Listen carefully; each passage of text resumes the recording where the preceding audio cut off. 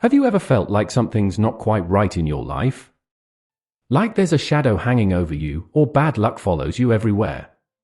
Well, you might be surprised to learn that some of your everyday actions could be inviting dark forces into your life. That's right, without even knowing it, you might be opening doors to the devil himself. Now, don't panic. This isn't about scaring you. It's about helping you protect yourself and your loved ones from negative energies that might be creeping into your life. Today, we're going to talk about 7 doors you might have accidentally opened to the devil. These aren't physical doors, of course. They're more like habits, choices, or even thoughts that can create cracks in your spiritual armor. Think of them as invisible doorways that let darkness slip into your world. But here's the good news. Once you know what these doors are, you can shut them tight and keep the devil out. Now, you might be thinking, why does this matter? I'm not doing anything wrong. And that's exactly why it's so important to talk about this. Most people don't realize they're inviting negative energy into their lives. They go about their day, not knowing that some of their actions are like leaving a welcome mat out for the devil. If we don't learn to recognize these doors, we might keep inviting darkness into our lives without even knowing it. It's like having a leaky roof, but never looking up to see where the water's coming from. You just keep mopping up the puddles, wondering why your floor is always wet. But once you spot that leak, you can fix it and keep your house dry. The same goes for these spiritual doors. If you don't know they're open, you can't close them. And the longer they stay open, the more negative energy can seep into your life. This can affect everything: your mood, your relationships, your success at work, even your health. But don't worry. It's never too late to start closing these doors. Once you know what to look for, you can take control and keep yourself safe from these dark influences. Let's think about your life as if it were a house. This house has many doors. Some of these doors lead to good things: happiness, love, success, peace. But others, well, they're the ones we need to watch out for. These are the doors that, if left open, can let in all sorts of nastiness. Now, imagine you're walking through this house. You probably know where the front door is, and you keep that locked up tight against intruders. But what about the little cracks and crevices you might not notice? Maybe there's a window you forgot to close, or a tiny hole in the wall you never spotted. These are the kinds of openings we're talking about when we say doors to the devil. These 7 doors we're going to explore are like those hidden entrances in your life house. They're not always obvious. In fact, most people walk right past them every day without realizing they're there. But once you know what to look for, you'll start to see them. And more importantly, you'll learn how to close them. Each of these doors represents a way that negative energy, or if you prefer, devilish influence, can sneak into your life. It might be through certain behaviors you've picked up, or attitudes you've developed. It could even be through seemingly harmless activities that you never thought twice about. But don't worry, we're going to shine a light on each of these doors, so you can spot them easily. Now, you might be wondering, what exactly do you mean by the devil? Well, we're not necessarily talking about a red guy with horns and a pitchfork. Think of the devil as a catch-all term for negative influences, bad energy, or spiritual darkness. It's anything that pulls you away from your best self, anything that brings more darkness than light into your life. As we go through each of these 7 doors, try to keep an open mind. Some of them might surprise you. You might even find yourself thinking, I do that all the time. And that's okay. Remember, the point isn't to make you feel bad or scared. It's to help you become more aware, so you can make better choices and protect yourself. Let's talk about the first door that many of us leave wide open without realizing it: negative self-talk. This is probably one of the sneakiest ways the devil can creep into our lives, because it comes from inside our own heads. Negative self-talk is that little voice in your mind that's always putting you down. It's the voice that says things like, you're not good enough, you'll never succeed, or why even bother trying? Sound familiar? Most of us have this voice to some degree, But when we let it run wild, we're basically rolling out the red carpet for negative energy. Think about it this way: your thoughts are like a radio station that's playing in your head all day long. When you let negative self-talk take over, it's like you're tuning into the devil's favorite channel. And the more you listen, the louder it gets. Here's an example of how this might play out in everyday life. Let's say you're getting ready for a job interview. You're standing in front of the mirror, and instead of pumping yourself up, you start thinking things like, "They're never going to hire me," or "I always mess these up." By the time you get to the interview, you're so full of doubt and fear that you can barely string a sentence together. The negative energy you've invited in through your self-talk has sabotaged your chances before you even started. But it's not just big events like job interviews where this happens. Negative self-talk can creep into every part of your day. Maybe you make a small mistake at work, and instead of brushing it off, you spend hours beating yourself up about it. Or perhaps you're trying to eat healthier, but one slip-up has you thinking, "I'm such a failure, I might as well give up." Each of these thoughts is like leaving the door wide open for the devil to waltz right in. The tricky thing about negative self-talk is that it often disguises itself as realism or even humility. You might think you're just being honest with yourself, or that you're keeping your ego in check. But there's a big difference between honest self-reflection and constant self-criticism. One helps you grow, while the other just tears you down. So how do you know if you've opened this door? Pay attention to your inner monologue. If you catch yourself constantly criticizing, doubting, or belittling yourself, that's a sign this door is open. If you often feel hopeless, unworthy, or like nothing you do is ever good enough, that's another red flag. The good news is, once you're aware of this door, you can start to close it. It takes practice, but you can learn to challenge those negative thoughts. When you catch yourself in negative self-talk, try to pause and ask, "Would I talk to a friend this way?" If the answer is no, then it's time to change the channel in your mind. Your thoughts have power.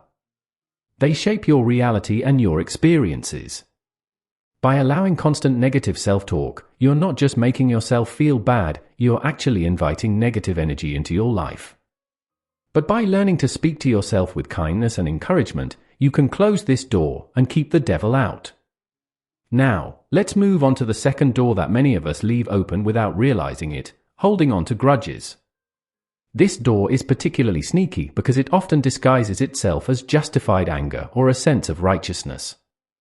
But make no mistake, holding on to grudges is like leaving a welcome mat out for negative energy.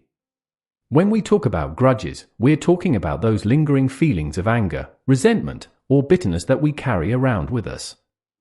Maybe someone hurt you in the past, and you just can't seem to let it go.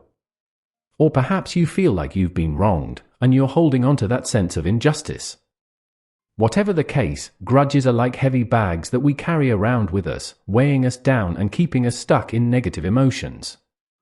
Here's the thing about grudges: they might feel justified in the moment, but over time, they do more harm to us than to the person we're angry at. It's like drinking poison and expecting the other person to get sick. When we hold on to grudges, we're the ones who suffer. Let's look at an example of how this might play out in everyday life. Imagine you have a coworker who took credit for your idea in a big meeting. You're rightfully upset, and you start holding a grudge against them.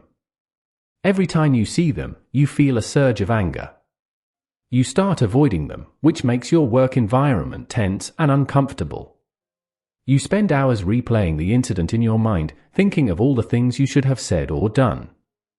Before you know it, this grudge is affecting your job performance, your mood, and even your relationships outside of work. But it's not just big betrayals that can lead to grudges. Sometimes, it's the little things that build up over time. Maybe your partner always forgets to do the dishes, or your friend is always late. These small annoyances can turn into big grudges if we let them fester. The danger of holding grudges is that they keep us stuck in a negative emotional state. When we're constantly dwelling on past hurts or injustices, we're inviting that negative energy to stick around. It's like we're telling the devil, "Hey, come on in and make yourself at home." So how do you know if you've opened this door? Pay attention to how often you find yourself dwelling on past hurts or feeling resentful towards others. If you catch yourself frequently thinking about how someone wronged you, or if you're always ready with a list of grievances against certain people in your life, that's a sign this door might be open. Another sign is if you find it hard to be happy for others' successes, especially if it's someone you have a grudge against. If you're constantly comparing your life to others and feeling bitter about their achievements, that's the devil sneaking in through this open door. The tricky thing about grudges is that they can feel protective. We might think that by holding on to our anger, we're somehow shielding ourselves from future hurt. But in reality, we're just keeping ourselves trapped in a cycle of negativity. Closing this door takes courage and a willingness to let go. It doesn't mean forgetting what happened or saying that it was okay. It means choosing to release the negative emotions for your own sake. It means recognizing that holding on to grudges hurts you more than it hurts anyone else. Forgiveness isn't about the other person, it's about freeing yourself from the burden of negative emotions. By learning to let go of grudges, you can close this door and keep the devil's influence at bay. It's not always easy, but it's a powerful way to protect your spiritual and emotional well-being. Let's move on to the third door that we often leave wide open for negative energy: constant comparison. This door is particularly dangerous because it's so easy to fall into the trap of comparing ourselves to others, especially in today's world of social media and instant information. Constant comparison is like a thief that steals your joy and satisfaction with your own life. It's that habit of always measuring yourself against others, their successes, their possessions, their relationships, their looks. And in this age of social media, we have more opportunities than ever to compare ourselves to others, or at least to the carefully curated versions of their lives that they present online. The problem with constant comparison is that it's a game you can never win. There will always be someone who seems to be doing better than you in some area of life. And when we're always looking at what others have that we don't, we're inviting feelings of inadequacy, jealousy, and discontent into our lives. These negative emotions are like an all-you-can-eat buffet for the devil. Let's look at how this might play out in everyday life. Imagine you're scrolling through your social media feed. You see a friend posting about their amazing vacation, another friend showing off their new car, and yet another announcing a big promotion at work. Instead of feeling happy for them, you start to feel inadequate. You think, why can't I afford a vacation like that? Or how come I'm stuck in the same job while everyone else is moving up? Before you know it, you're feeling depressed and dissatisfied with your own life. But it's not just on social media where this happens. Maybe you're at a family gathering, and you can't help but notice that your cousin seems to have it all together: great job, perfect kids, loving spouse. You start comparing your life to theirs, and suddenly everything in your own life seems lacking. The danger of constant comparison is that it keeps us focused on what we lack rather than appreciating what we have. It's like we're telling the devil, "Hey, come over here and show me all the ways my life isn't good enough."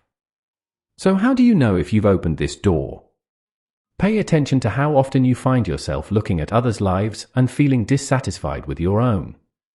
If you frequently feel like you're not measuring up, or if you're always wishing your life was more like someone else's, that's a sign this door might be open. Another sign is if you find it hard to celebrate others' successes without feeling bad about yourself. If your first thought when hearing about someone's achievement is "why not me?" rather than "good for them," that's the devil sneaking in through this open door. The tricky thing about comparison is that it can sometimes masquerade as motivation. We might tell ourselves that we're just trying to improve, that looking at others' success will inspire us to do better. But more often than not, constant comparison leads to feelings of inadequacy rather than motivation. Closing this door requires a shift in perspective. It means learning to focus on your own journey rather than comparing it to others. It means recognizing that everyone's path is different, and that the grass isn't always greener on the other side, it's greener where you water it. Your worth isn't determined by how you measure up to others. By learning to appreciate your own unique journey and celebrate your own progress, you can close this door and keep the devil's influence at bay. It's about cultivating gratitude for what you have, rather than always focusing on what you don't. This doesn't mean you can't admire others or be inspired by their achievements. But there's a big difference between being inspired by someone and constantly comparing yourself to them. Inspiration lifts you up, while comparison often drags you down. One practical way to start closing this door is to practice gratitude. Each day, try to focus on the things in your life that you're thankful for, no matter how small they might seem. This helps shift your focus from what you lack to what you have. Another helpful strategy is to limit your exposure to things that trigger unhealthy comparisons. This might mean taking a break from social media or being more mindful about how you engage with it. Remember, what you see online is often a highlight reel, not the full picture of someone's life. It's also important to remember that everyone has their own struggles and challenges, even if they're not visible from the outside. The person you're comparing yourself to might be envying something about your life that you take for granted. Lastly, try to focus on competing with yourself rather than others. Set your own goals based on your own values and aspirations, not on what others are doing. Celebrate your own progress and growth, no matter how small it might seem. By working on closing this door of constant comparison, you're not just keeping negative energy out, you're also opening yourself up to more contentment and joy in your own life. You're giving yourself the freedom to appreciate your unique journey and to grow at your own pace. Your life is your own unique story.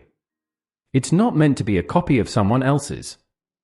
By embracing your own path and closing the door on constant comparison, you're taking a powerful step in protecting yourself from the devil's influence and inviting more positivity into your life. Let's move on to the fourth door that many of us unknowingly leave open to negative energy, engaging in gossip and spreading rumors.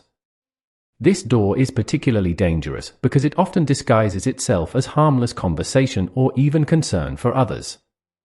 Gossip is like a sweet poison. It might taste good at first, giving us a little thrill or a sense of being in the know, but it's toxic to our spiritual health. When we engage in gossip, we're not just talking about others behind their backs, we're actually inviting negativity and discord into our lives. Think about the last time you heard or shared a juicy piece of gossip. Maybe it was about a coworker's personal life or a neighbor's financial troubles. In the moment, it might have felt exciting or even righteous, like you were sharing important information. But how did you feel afterward? Often, gossip leaves us feeling guilty, anxious, or somehow dirty. Here's an example of how gossip might play out in everyday life. Let's say you hear a rumor that your friend's marriage is in trouble. Instead of talking to your friend directly, you start sharing this information with others. Did you hear about Sarah and Tom? I heard they're having problems. Before you know it, the rumor has spread, potentially causing hurt and damage to your friend's relationship, even if it wasn't true in the first place. The danger of gossip is that it creates an atmosphere of distrust and negativity. It's like sending out an invitation to the devil, saying, "Come on in and stir up some trouble." When we engage in gossip, we're not just potentially hurting others, we're also hurting ourselves by inviting that negative energy into our lives. So how do you know if you've opened this door? Pay attention to your conversations. If you find yourself frequently talking about others when they're not present, especially in a negative way, that's a sign this door might be open. If you get a little thrill from sharing or hearing insider information about others, that's another red flag. The tricky thing about gossip is that it can sometimes feel like we're just sharing concerns or venting. But there's a big difference between seeking advice or support and spreading potentially harmful information about others. Closing this door requires a commitment to kindness and discretion. It means choosing not to participate when others start gossiping and redirecting conversations to more positive topics. It might feel uncomfortable at first, especially if gossip has been a regular part of your social interactions. But by closing this door, you're protecting yourself from the negative energy that gossip invites.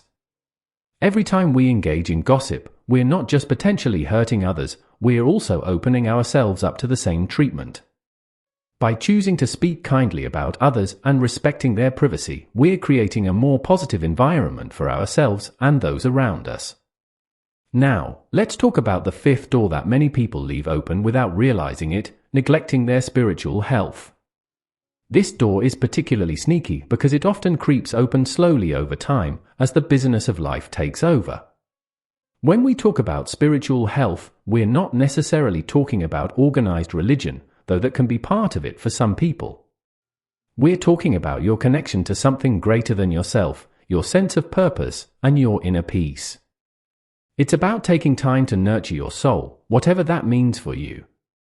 Neglecting your spiritual health is like forgetting to charge your phone. At first, you might not notice much difference. But over time, your battery runs lower and lower until suddenly you find yourself completely drained.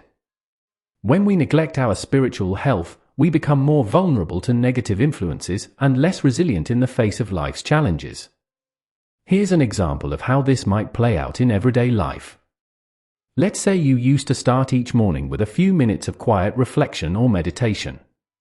It helped you feel centered and ready for the day. But gradually, life got busier. You started sleeping in later, rushing to work, skipping your quiet time. At first, you hardly notice the difference. But after a while, you start feeling more stressed, more easily irritated. You feel disconnected from yourself and others. That's the result of leaving this door open. The danger of neglecting your spiritual health is that it leaves you without a strong foundation. It's like trying to build a house on sand. When the storms of life come, and they always do, you're more likely to be swept away by negative emotions and influences. So how do you know if you've opened this door? Pay attention to how you feel on a deeper level. If you often feel disconnected, purposeless, or like you're just going through the motions of life, that's a sign this door might be open. If you find yourself easily swayed by negative influences or unable to find peace in difficult times, that's another red flag. The tricky thing about spiritual neglect is that it's easy to justify. We tell ourselves we're too busy, that we'll get around to it later. But just like physical exercise, spiritual practice needs to be regular to be effective.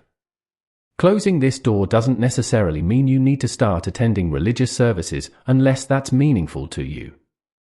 It's about finding ways to connect with your inner self and with something greater than yourself.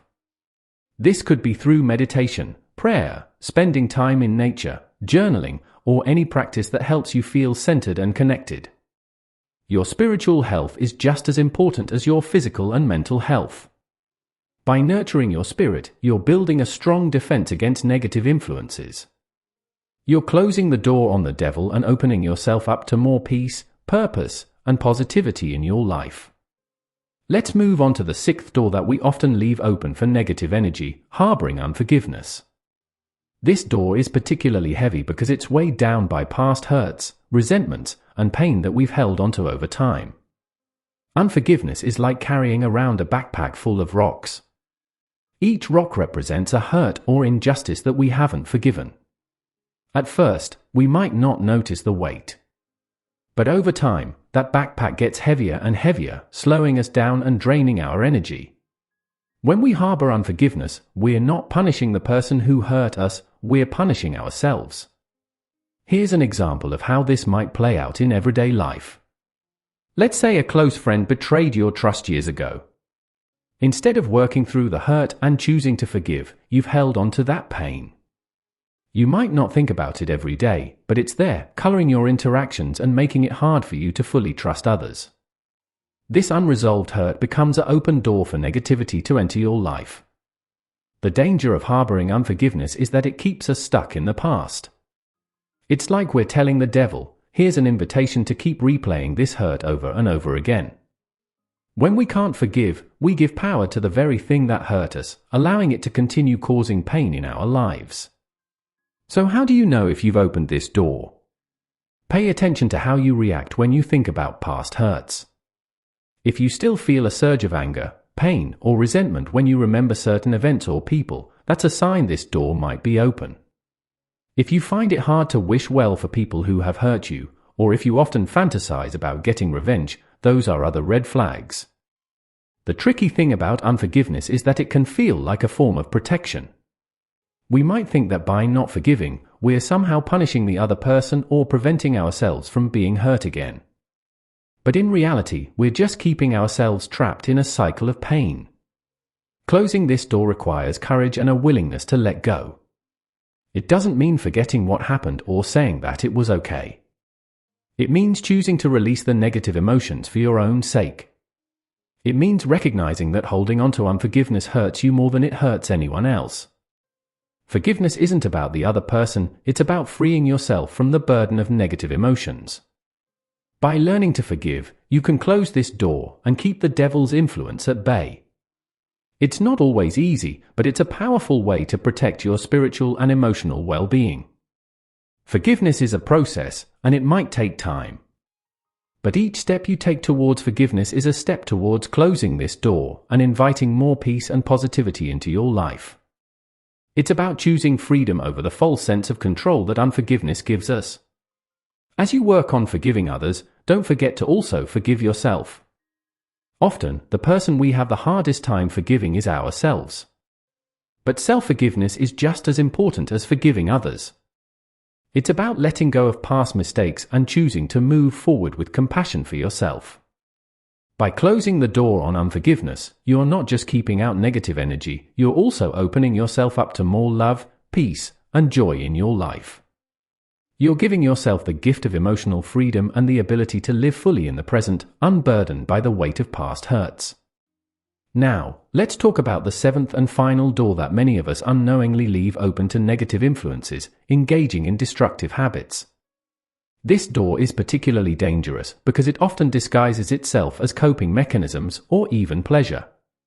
Destructive habits are like termites in the foundation of your life.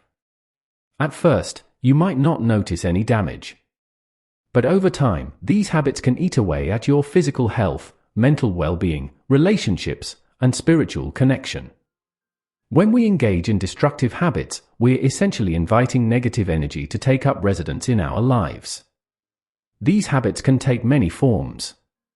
It might be substance abuse, like excessive drinking or drug use. It could be addictive behaviors like gambling or pornography. Or it might be less obvious things like chronic overeating, excessive gaming, or even constantly overworking yourself to the point of burnout. Here's an example of how this might play out in everyday life. Let's say you developed a habit of having a few drinks every night to unwind after work. At first, it seems harmless, just a way to relax. But over time, you find you need more alcohol to get the same effect. You start having trouble sleeping without it. Your work performance starts to suffer, and your relationships become strained. What started as a seemingly innocent habit has become a doorway for negativity to enter your life. The danger of destructive habits is that they often provide temporary relief or pleasure, but at a high cost.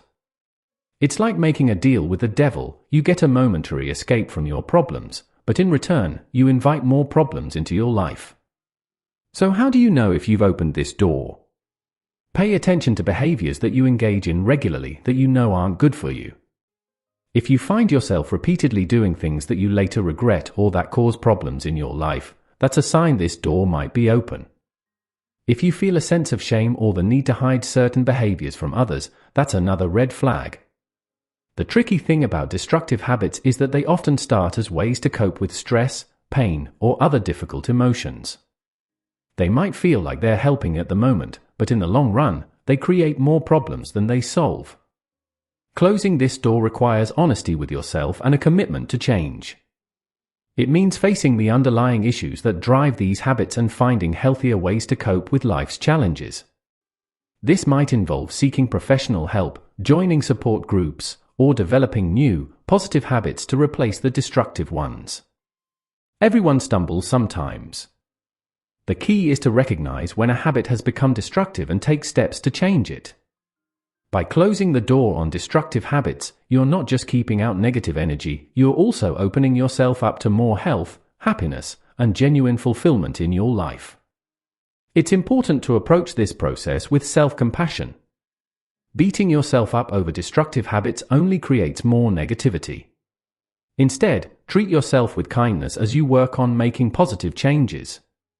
Celebrate small victories and be patient with yourself as you learn new ways of coping and finding joy. As you work on closing this door, you might find that other areas of your life start to improve as well. Your relationships might become stronger, your work performance might increase, and you might feel a greater sense of peace and purpose. That's the power of closing these doors to the devil. It not only keeps out negativity, but it also invites in more light and positivity. By addressing these destructive habits, you're taking a powerful stand for your own well-being. You're telling the universe that you deserve better, and you're willing to do the work to create a more positive, fulfilling life for yourself. It's not always easy, but it's always worth it. These 7 doors: negative self-talk, holding grudges, constant comparison, gossip and rumors, neglecting spiritual health, harboring unforgiveness, and engaging in destructive habits, are common ways that we unknowingly invite negative energy into our lives. By becoming aware of these doors and taking steps to close them, we can protect ourselves from the devil's influence and create more space for positivity, growth, and genuine happiness in our lives. Closing these doors is an ongoing process. It's not about being perfect, but about being aware and making consistent efforts to choose positivity over negativity. As you work on closing these doors, you might find that your life becomes brighter, more peaceful, and more fulfilling. You're not just keeping the devil out, you're inviting in more light, love, and positive energy. So take a moment to reflect on your own life. Which of these doors might you have left open? What steps can you take today to start closing them? Remember, every small step counts. By being mindful of these doors and actively working to close them, you're taking control of your spiritual and emotional well-being. You're choosing to live a life that's aligned with your highest self, free from the negative influences that these open doors can invite.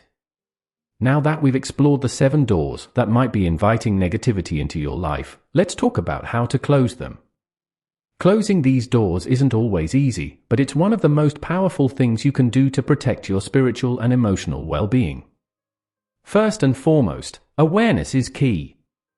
Just by reading about these doors, you've already taken the first step. You're becoming more conscious of the ways you might be unknowingly inviting negative energy into your life. This awareness is like turning on a light in a dark room. Suddenly, you can see what's been there all along. For each door, there are specific strategies you can use to close it. Let's go through them one by one. Negative self-talk. To close this door, start practicing self-compassion.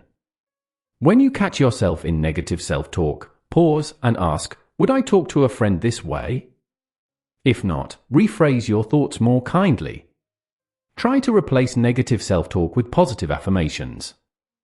It might feel awkward at first, but with practice, it becomes more natural. Holding grudges. Letting go of grudges starts with a decision to forgive. This doesn't mean you're saying what happened was okay, but that you're choosing to release the negative emotions for your own sake. Try writing a letter to the person you're holding a grudge against. You don't have to send it, expressing your feelings and then consciously choosing to let them go. Constant comparison. To close this door, focus on gratitude for what you have. Each day, write down 3 things you're thankful for. When you catch yourself comparing, redirect your thoughts to your own progress and achievements. Remember, everyone's journey is different. Gossip and rumors. Make a conscious decision not to participate in gossip. When others start gossiping, change the subject or say something positive about the person being discussed. If you feel the urge to share information about someone, ask yourself if it's kind, necessary, and true. Neglecting spiritual health. Set aside time each day for spiritual practice, whatever that means for you. It could be prayer, meditation, reading inspirational texts, or spending time in nature. The key is consistency. Even just a few minutes each day can make a big difference. Harboring unforgiveness. Practice forgiveness as a daily habit. Start with small things and work your way up to bigger hurts. Remember, forgiveness is for your benefit, not the other person's. You might find it helpful to work with a therapist or spiritual advisor on this. Destructive habits. Identify your triggers for these habits and find healthier alternatives. If you're using these habits to cope with stress or emotions, seek out more positive coping mechanisms like exercise, talking to a friend, or engaging in a hobby. Don't be afraid to seek professional help if you're struggling with addiction.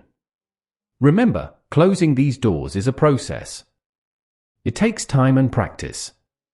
Be patient with yourself and celebrate small victories along the way.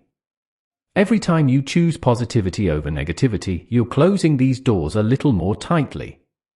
We've taken quite a journey together, exploring the 7 doors that might be inviting the devil, or negative energy, into our lives.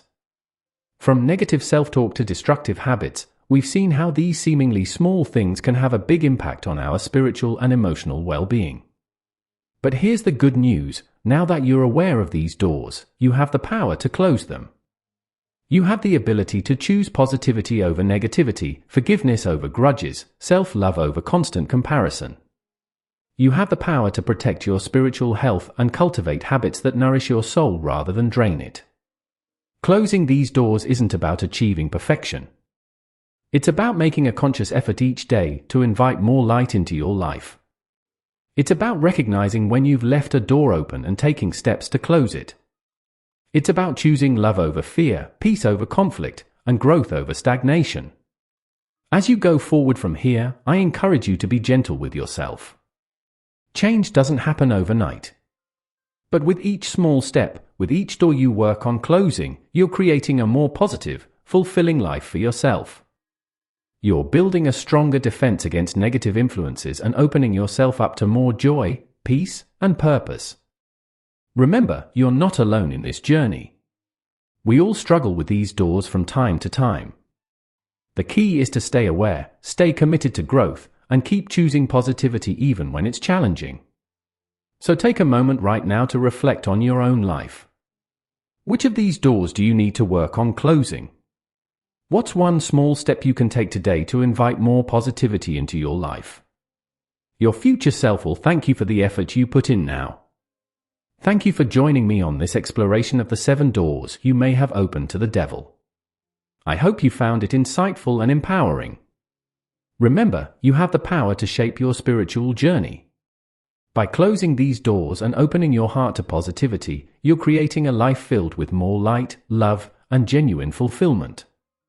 Here's to your journey of growth and spiritual well-being.